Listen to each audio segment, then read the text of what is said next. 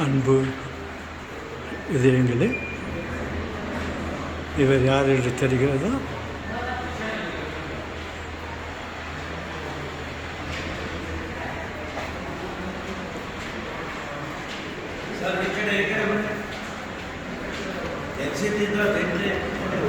இவரின் பெயர் இயேசு. இவர் இறைவனின் மகன் என்று அழைக்கப்படுகிறோம். இவர்தான் குழந்தையாக பிறந்த இயேசு கிறிஸ்து.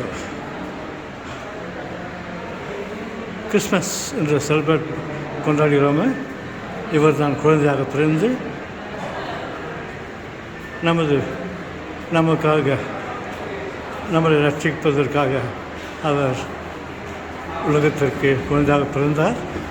இவரை 30 வருடங்களுக்கு பிறகு ஏதோ இவர் மேலே சில பழிகளை சுமத்தி இவரை அடித்து சிலுவையில் அறைந்து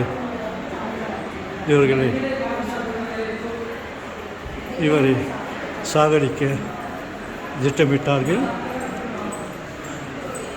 அப்பொழுது இவரை, நீ யார், இவ்வளவு நல்ல காரியங்களை எல்லாம் செய்கிறாயே, நீ யார் என்று கேட்டதற்கு, நீ நான் கடவுளா அப்படின்னா, ஆம் நான் கடவுள் தான் அப்படின்னு சொன்னோன்னே அந்த அரசர்களுக்கு, அந்த நாட்டு மக்களுக்கெல்லாம் கோபம் வந்துச்சு.